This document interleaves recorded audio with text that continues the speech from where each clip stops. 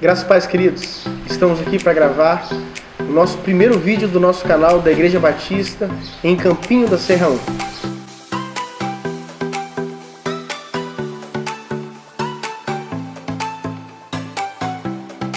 Hoje, o tema do nosso vídeo é um tema especial.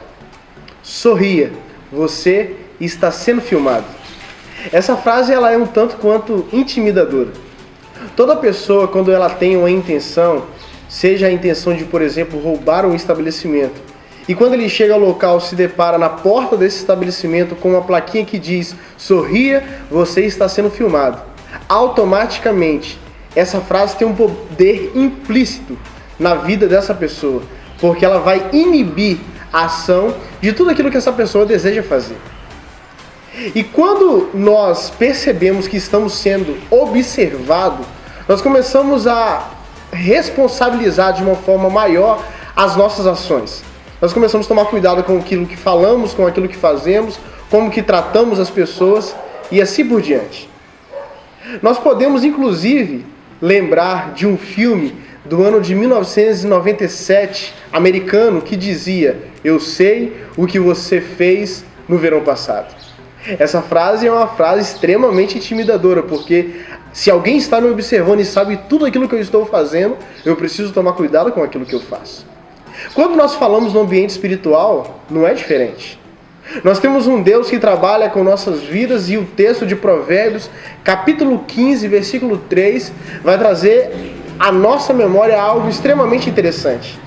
Porque o texto de Provérbios 15, versículo 3 vai dizer: os olhos do Senhor estão em todos os lugares, contemplando os maus e os bons.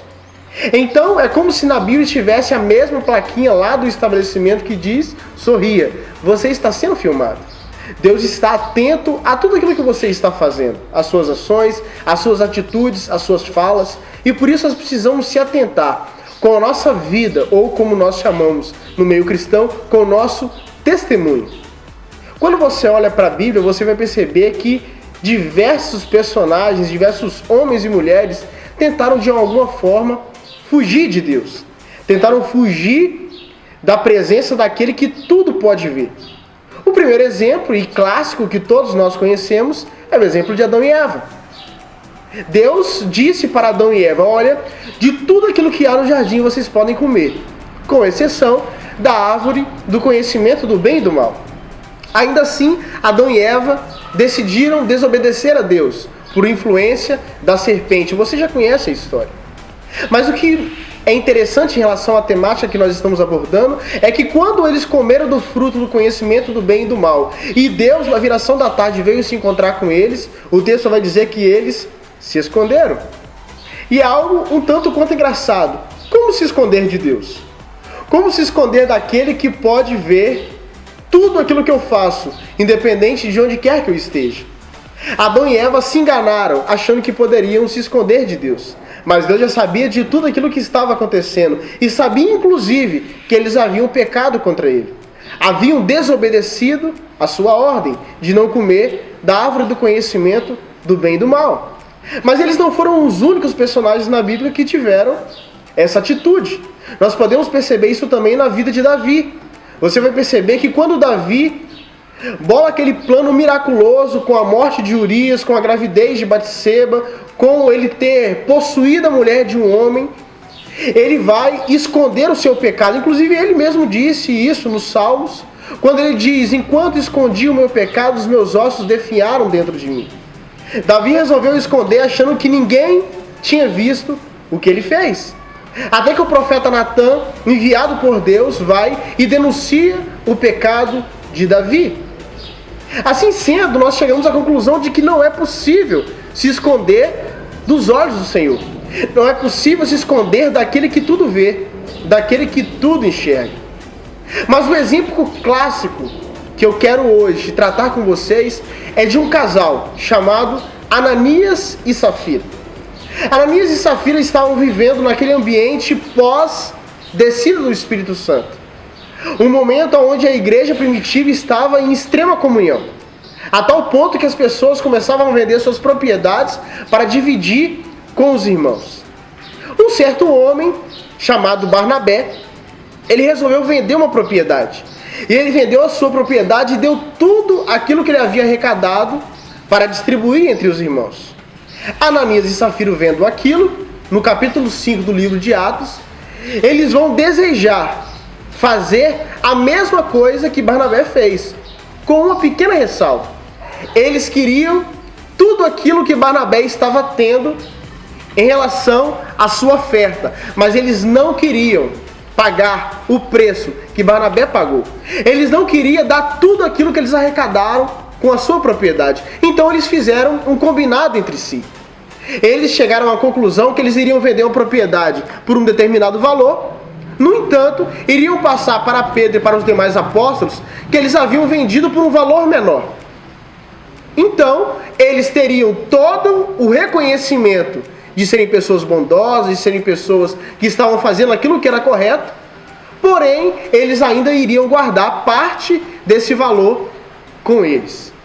Porém, como nós já estamos vendo e aprendendo nesta tarde, que os olhos do Senhor estão em todos os lugares, Ananias e Safira não percebeu que eles estavam sendo filmados em todo momento, em todos os seus planos, em todos os seus projetos, em tudo aquilo que eles maquinaram em seu coração.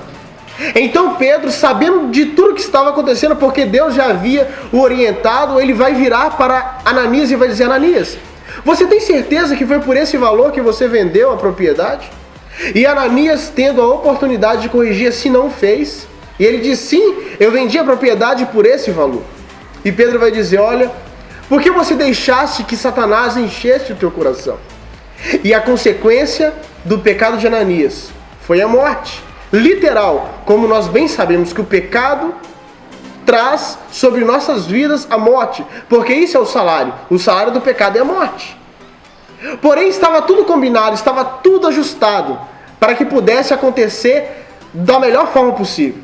2 horas depois, chega Safira, não sabendo ainda o que tinha acontecido, não sabendo do estado do seu marido.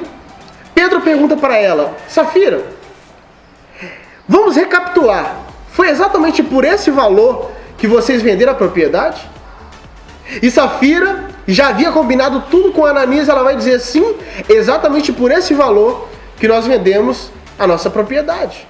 E aconteceu com ela o mesmo que aconteceu com seu marido. Ananias e Safira inspiraram e morreram. A pergunta é: até quando você vai se enganar achando que Deus não está vendo tudo aquilo que você tem feito? Será que você tem vivido de tal forma, achando que você pode se esconder de Deus? Eu lembro de uma história engraçada e uma história particular minha. Quando eu me converti, por volta ali de 12, 13 anos de idade, eu tinha um comportamento atípico, porque eu ainda não conhecia Deus, ainda não tinha um relacionamento íntimo com Ele, e eu achava que eu poderia me esconder de Deus.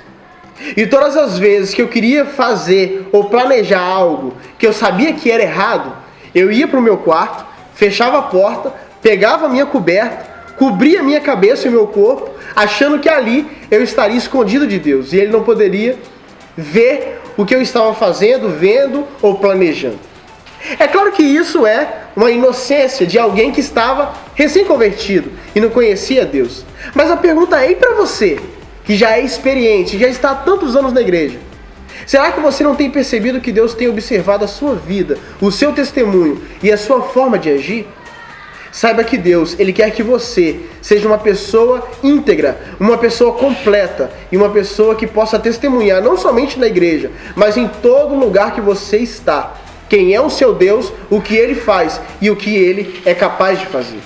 Que você possa não se iludir, assim como Adão e Eva, assim como Davi e assim como Ananias e Safira, mas que você possa ter a plena convicção de que Deus está em todo lugar e que você não seja surpreendido com a frase do filme americano: eu sei o que vocês fizeram no verão passado.